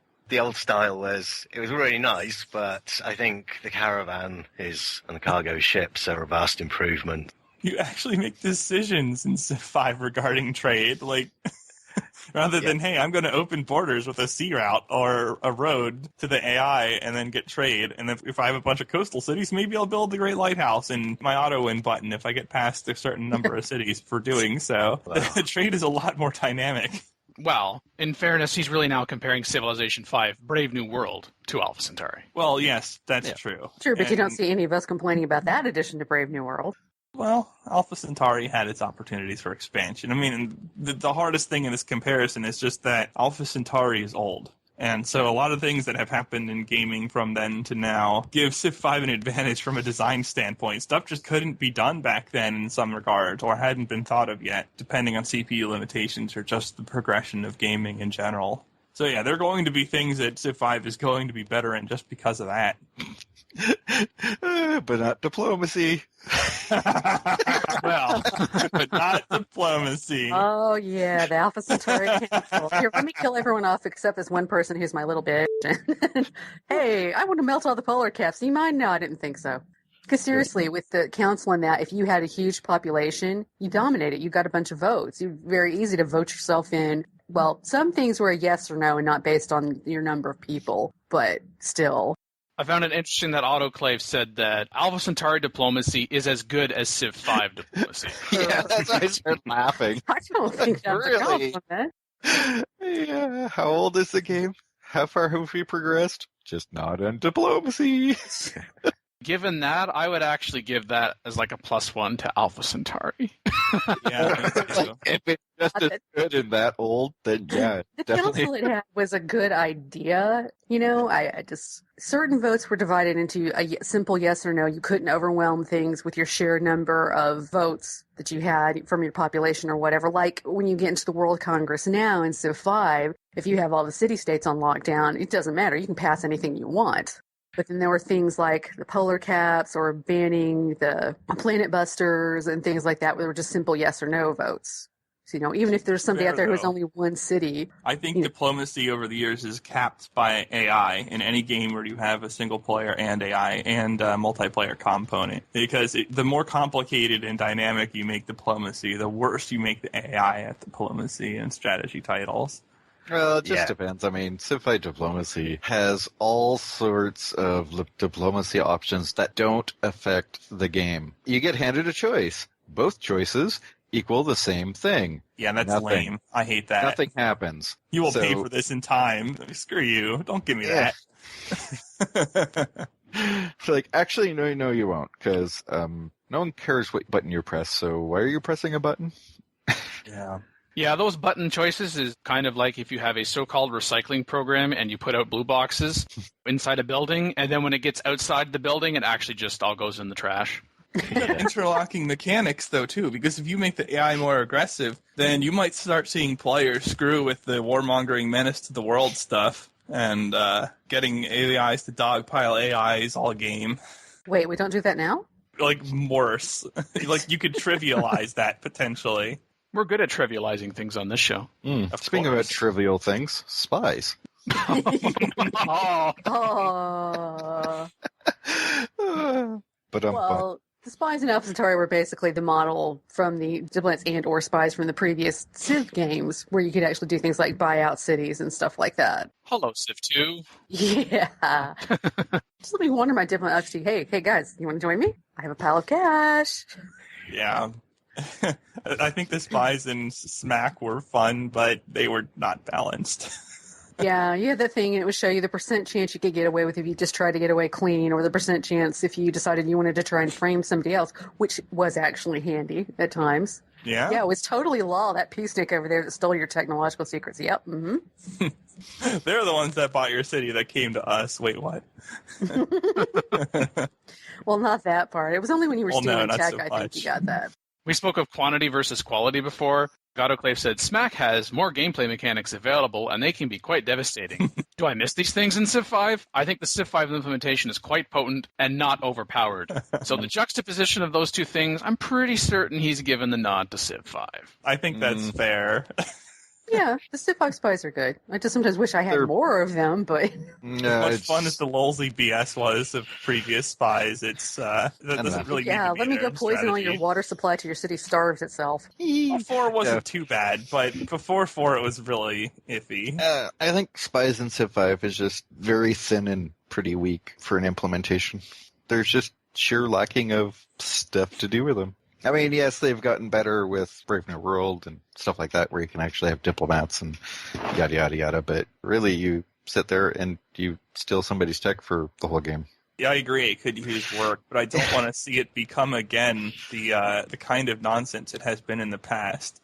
Oh, yeah. No, it's just more the question of if there would be more useful things to do with them other than tech steal or the random go hang out in city-states to make sure that you get them in time. Yeah, Civ 5 spy mechanics have improved since they were initially introduced, but that's like going from a 20% to a 40% on a test. It is improvement. But you still fail. Yeah. Social engineering versus social policies. He's not sure which he likes more. They have different values. They have different, They do bonuses. two different things. Yeah, the social engineering in Alpha Centauri is very flexible. You can change what you're doing as the game goes on if you've researched the appropriate technology, whereas the Civ 5 social policies, you're locked into this kind of civilization. You can't really change it very much. If you get into a later game where you think, well, I should have gone warmongering. I mean, you can take the ideologies, like you could take autocracy or something like that if you needed to add war in, but you can't change the whole, fundamental nature.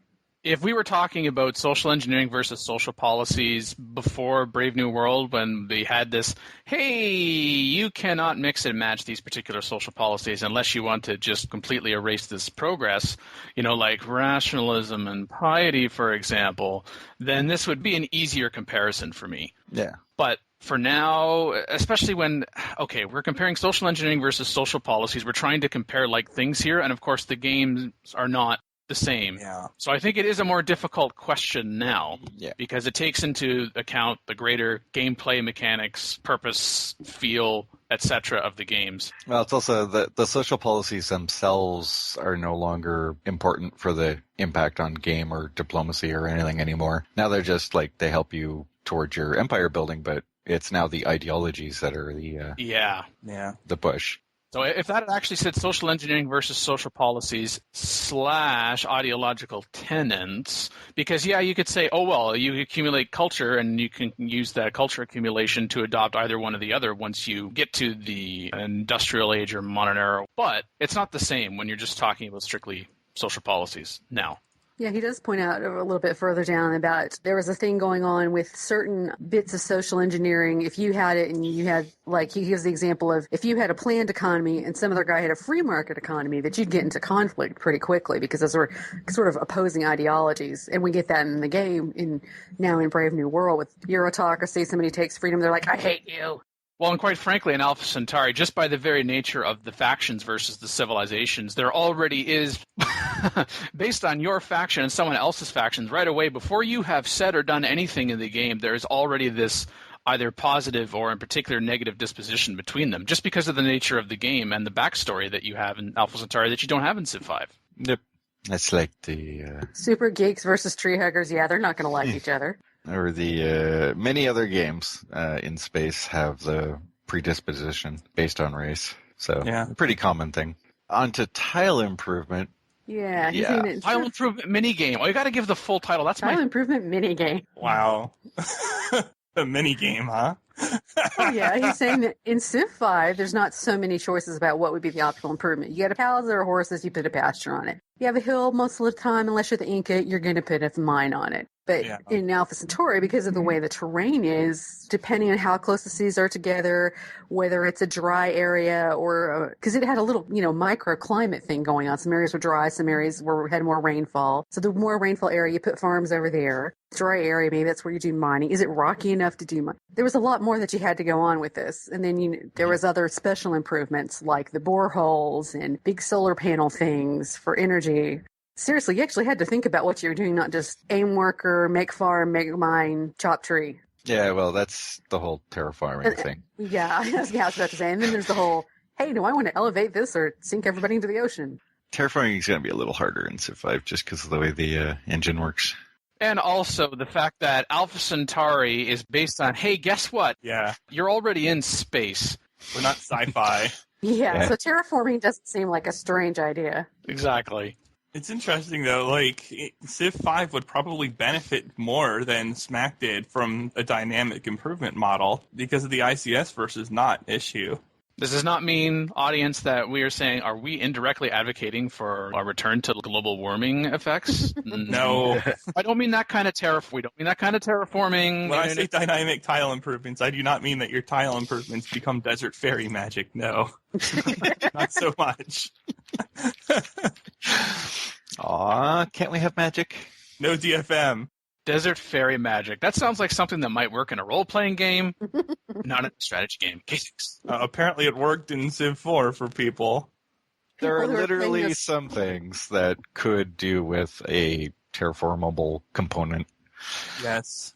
Canals especially. Why not? It has such strategic implications. That's fine. We've talked about canals before on the show. I'm fine with that. I mean, that terraforming There's terraforming and then there's terraforming. Yeah. Building canals versus let's turn desert into grassland. Say what? And turn tundra into desert and then into grassland. This tile could use a hill. So expansion and growth restriction. Yeah. To me, this was actually the most interesting of all the criteria, actually. You don't have luxury resources, but you're able to actually divert part of, because it still has all of your money going into the same pot. You could actually split some for culture and things and Civ 4. You could do the same thing here. You could put some of it up to happiness. So you could prevent that. And you get this balance and, yeah. Oh, remember reassigning citizens to be the Elvis impersonators? And Yeah. You have two ways to use some of your budget to allocate to happiness, basically. Or you can turn some of them into... Well, they're not Elvises. They're something else, more like counselors or something crazy like that. He doesn't want to explain his history of drone riots. Well, considering that one of the options for quelling a drone riot is nerve stapling, which, that's an atrocity, by the way. I'm going to piss off your neighbors. Number 5 from episode 205. And I'm certain fan fiction will elaborate that in addition to... Oh, dear. No, you don't want to... If leaders do or do not know each other, are they familiar or are they familiar with each other, if you know what we're talking about? Why did you have to bring that in? Rule 34. That is not the realm of PolyCast. I ban it. The phrase fan fiction is enough. You don't want to preface anything with fan fiction. I'm sorry. At least not publicly. Lol. Number 4 from episode 213. The final word, or words for the show, seeing as how it was in the notes, goes to Mackie. Give me 2 seconds, you'll get a final word out of Elodie, because she's about to die. Well, then. I'm not the only person playing while we're talking. Yeah, well, I can talk and play at the same time. I do this every Saturday night when we play Civ. Normal Civ. Me too. How have you come to such a pass? This is because you normal wouldn't Civ make now. peace. I would have let you stay on your little island by yourself, but no, you wouldn't make peace. So you get to die then. Number 3 from episode 216. You can go purity, but you can have a little supremacy in your life, a little harmony on the side. Some of your friends are robots too. A little bit of purity is all I need. No. I know where you're going. Stop. I was surprised that I had this quote so many lyrics from that song before anybody said anything. I was kind of disappointed. No, I was just face-palming over here. We had to finish the face palming first. I knew where you were going. Stan and song lyrics. That's only because you know me. You think you know me? Are you going to start singing Simply Red now, if you don't know me by now? No. I think it's something different entirely. There's not enough singing on PolyCast. I make a move, we No. sing. Yeah. Overruled. Denied. No, Matt, you cannot overrule. You haven't won yet. Won the sing-off. On the next episode of PolyCast, you can only answer a topic if you sing it. I'm sleeping in that. Then you'll lose, Mackie, and then you won't ever be able to regulate who sings. Fine, let's compromise for Mackie. Next episode of PolyCast, we can only answer in song lyrics. Okay. That'd be interesting. I can make notes for that. Oh, God. Number 2 from episode 208. On August 13th, Civilization 2 Revolution was released for Android. Does that include Kindle? Because my mom would probably play it. No Kindle for you. Aww. I'm going to have to talk to her as to why she didn't raise you to be a Supremacy faction player. This is going to be an important Because she discussion. would probably also play Harmony and Hug the Aliens? As far as you know. Yeah, pretty much, as far as I know. Look, Phil and Mackie, I like both of you. So since you like Supremacy, Phil, and Mackie likes Harmony, clearly I'm going to have to go Purity because it's the best of both worlds. I'm just going to throw that out there Mackie, Dogpile on Dan? Yeah, Dogpile on Dan. Awesome. It might be the worst of both worlds. I don't know. Absolutely not, Kyle. Why would you say something like that? That is a socially irresponsible statement. Well, because you don't get cyborg implants and get to live forever, and you also don't get to merge with a planet intelligence and become one with the universe. Stop Instead, trying to have sex with the planet. Basically, he just got, he also got the memo to Dogpile on Dan. That's all there is, really.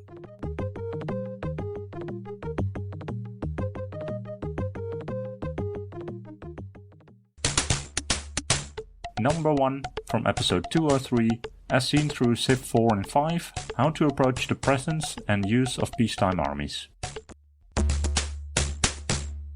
topic started by, I'm going to guess the pronunciation is J-Man, but it could be just J-Hayman or something. I don't know. Apologize as always for butchering pronunciations, but know that you are not alone. You join a long list of TMIT mispronunciations, potentially. Well, I said two things, so I definitely mispronounced it at least once. So yes, you join that list. Standing army in peacetime, rule of thumb. Thread reads, I'm trying to figure out the best size for standing defense-only army in peacetime, aiming for a non-conquest domination win. Premise is the average difficulty level, and in past versions of Civ, he's had a rule of thumb that 2 of his best units in each city, which is usually enough to slow down attackers at the beginning of a war. I would disagree with that. He read that in Civ 4, military might plays only a marginal factor in the decision of other civs to declare war on you. What rule of thumb do you have for peacetime here? That was definitely true in Civ 4. You would have to be in a runaway position to lock wars with your military might. Usually you'd had functionally won by that point. In Civ 5, well, I was going to say on higher difficulty levels, essentially that's going to be true anyway because they'll be bigger than you, but I don't know about average difficulty levels. It depends how you're playing. But basically, you want to keep whatever you feel comfortable with that you could hold off your enemy forces, and a little bit of scouting that's going to let you see your most likely attackers. And you probably should keep a standing army just from a premise of actually being able to defend yourself should you be declared on, but also from promotion. So that's the Civ 5 angle. In Civ 4, basically the way it works is that you have to be, with some AIs, almost double their military strength to prevent war. Like Montezuma is close to 200%. So you're not going to be able to do that practically. Your best approach there, well, it's actually not that different. You scout them out and you see what they have. Everybody but Tokugawa, for the most part, will open borders. And you see what kind of units they have, and then you start sticking units in a border city. 2 units per city isn't really a good approach in any of the games, as far as I'm concerned, at least. I don't remember too well with Civ 2. I was pretty young when I played it. But for Civ 3, Civ 4, Civ 5, if you're just throwing a couple units in each city and leaving them there, that's really not the best tactical use of your forces. The AI is pretty predictable in terms of where it will attack, and it tends to bunch up its forces there on top of it, making it even more obvious. So you really want enough units to hold that off. You have to feel that out to some degree. If you're just trying to survive a war, Montezuma is pretty different from Hammurabi or Shaka. They're all a little different, but you want enough units to hold off their offensive force. And they will stack up their stack of doom right next to you if they're going to declare on you. And they will telegraph it with, we have enough on our hands right now. If you mouse over the declare war, or if you have a mod like Bug, then it'll just show you that they're plotting a war of some kind, and you can be a little extra vigilant. But you want to get away with a minimum of units, and that's going to vary depending on the size of your enemy, your size, and whatever.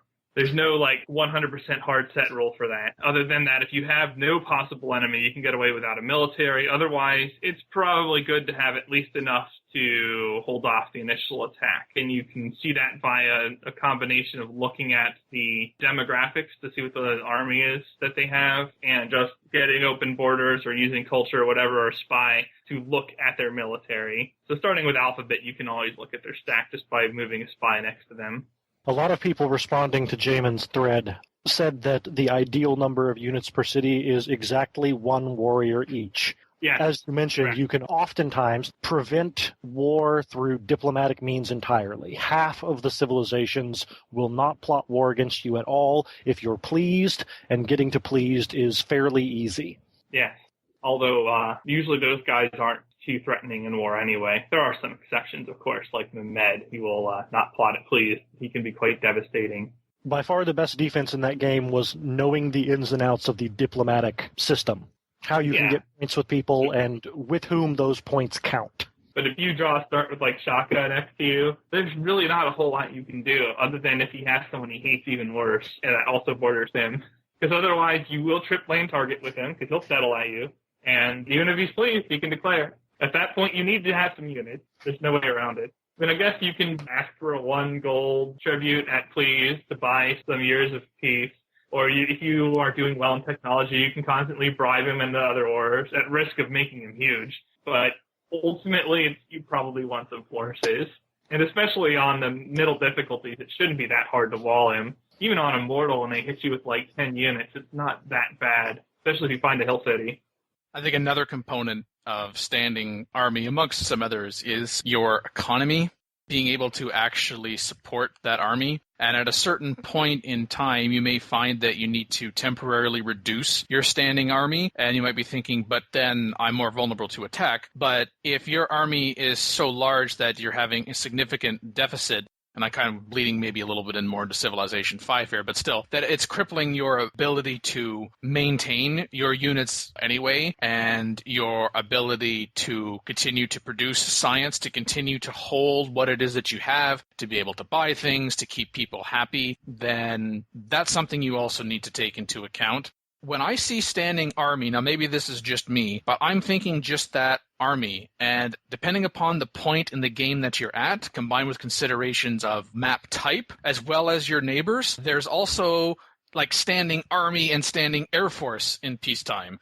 And I guess this kind of maybe bleeds even more into Civilization 5. If it's later on and you've gotten to the point where you do have air units, then you can cut back to some degree, particularly when he's saying, right, that this is for defensive purposes. He's aiming for a non-conquest and domination win. So if you give yourself air superiority, then you're not going to need to worry about the standing army so much. Civ 4 air units cannot kill units, with the exception of like guided missiles and nukes, which are different unit class. So you will want ground forces, definitely.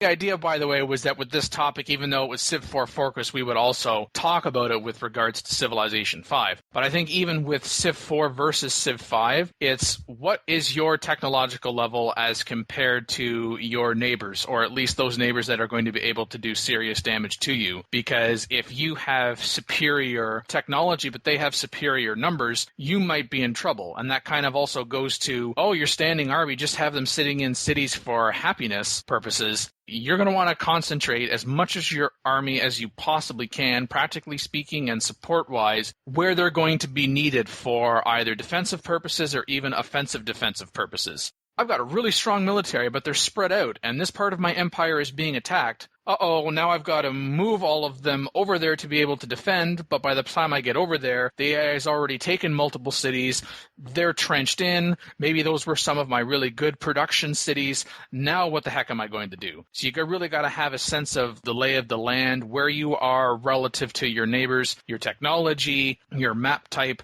Yeah, this really goes to there is no one answer for this. Yeah, there's something I would like to point out that's a big difference between the two games, though, and that's the cost of a standing army in each one. With the base supply of the armies in Civ 4, you can afford much, well, I mean, it's a Stack of Doom game, not a Carpet of Doom game. It doesn't have the 1 unit per tile restriction. But on top of that, it's much less expensive to field an army in Civ 4 versus 5 due to the free supply you get and just that it's designed around allowing huge forces.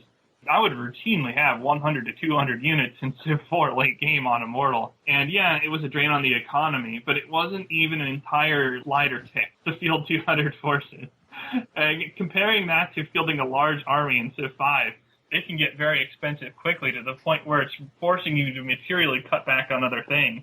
Whereas in Civ 4, with the ways you can get gold from selling technologies and all the other ways you can get gold, it really wasn't that big of a deal to field very large armies, and one of the most common rookie mistakes in Civ 4 was to underbuild their military, just because it's hard to quantify the payback for it compared to building. You know, you can get out an Excel spreadsheet and quantify the payback time of the different buildings against your tile improvements, but with military, you always had some RNG noise there, and not to mention how quickly you could conquer things, whatever. It became much more difficult. But value proposition-wise, units are extremely powerful in Civ 4, and they're not nearly as costly as in Civ 5 either. You're going to lean a lot heavier on building military over alternatives in Civ 4 as a result. Yeah, Civ 5 is a completely different game than Civ 4, especially when it comes to the standing army. Yeah. Just the cost in mid-game around like turn 120, 130 is 2 gold per turn per unit. If you have a tiny military, say 10 units, that's 20 gold per turn. 20 gold per turn in the Renaissance is a huge amount of money. You can bribe maybe 2 AI to do whatever you want with it. You can like buy a couple of buildings. You can do a whole ton of things with that money. And you also save on hammers if you just don't have a military at all. So even on deity level, I think a standing army is one of the most inefficient things that you can have. And I'm going to differentiate that from a defensive army and an aggressive army. So a defensive army is when you know you're about to be attacked. He has the red marks, he covets your land, you've trapped him. He's going to attack. You know this. He's like not sending you trade routes, even though you're his only trading partner. Like, that's the biggest red flag. If he would rather trade with like a city-state than you know you're getting attacked. And in that case, you kind of have to have a defensive army or else you're going to die. But short of that, if you can just anticipate what the AI is going to do, you don't need an army at all on deity level. I would say at least 90% of the time. A standing army is more of a crutch. It's safe because if you have one and the AI attacks, you're still sort of fine. But if you can just read like 20 turns ahead when the AI is going to attack you, then you can build the defensive army at the time when you actually need it and save on all this gold upkeep and save on all the hammers and have like very modern units for whatever time period you need the defense in. And the other option is an aggressive army, which you don't have to take over anything. You don't have to have expansionist policies, but you can pillage for gold. You can attack people for Diplo with other nations. There's usually one civilization that everyone hates. So if you just like attack them a little, like kill a couple of their units with your army, you get good Diplo modifiers with everyone else, which then gets you better deals, all this good stuff. So there's a use for an aggressive army and a use for a defensive army, but a standing army, fairly a bad play for Civ 5. I don't play Civ 5 that frequently, to say the least. What do you do when you have a well-promoted unit from an early game war then? Well, you could save a couple of well-promoted units, especially if you're going tradition. The free garrison policy is very good because then you have no upkeep. If you had to have a unit and you got involved in some kind of war, or this is just one of your earliest units and it's just been through a lot, you can keep them with tradition, or even on Liberty or like Piety Star, a small drain on your economy because you can't just build that unit again.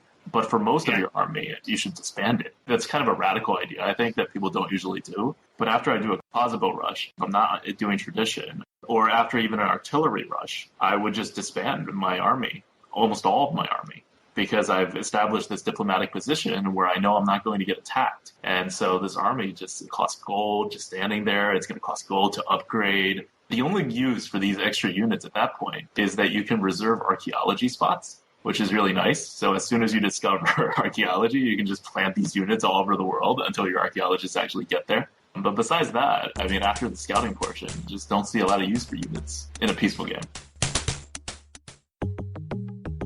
Honorable mention from episode 197. Kind of a not so much what you face in life, but how you respond to it, and how these companies respond to it, and when they respond to it, I think will be a big test of when people look back on the announcement of this service shutting down, how negatively or positively it is viewed. You make it sound like GameSpy has terminal cancer and we're getting all philosophical about its imminent passing.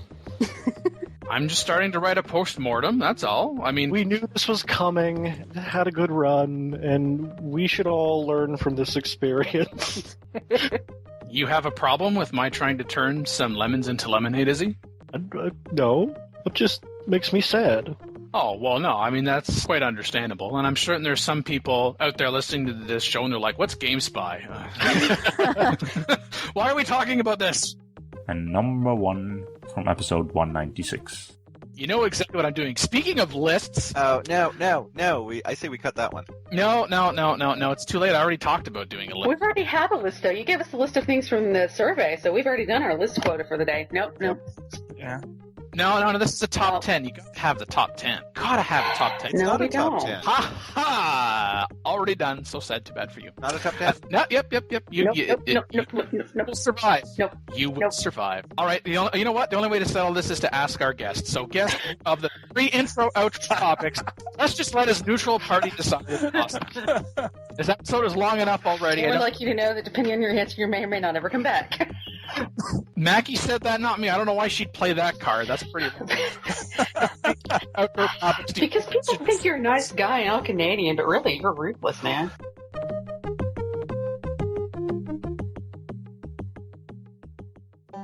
Call in today. In North America, 301-637-7659. In Europe, 44121-288-7659. The only thing worse than being talked about is not being talked about. Log on to the series' official website at thepolycast.net.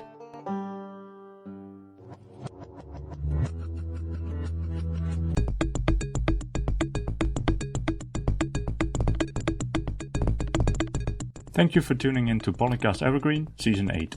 I'm Wouter Locutus Snijders. Negotiation was irrelevant.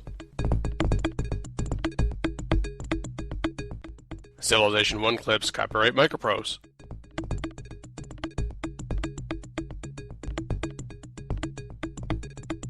Civilization 4 sound clips, copyright Take-Two Interactive.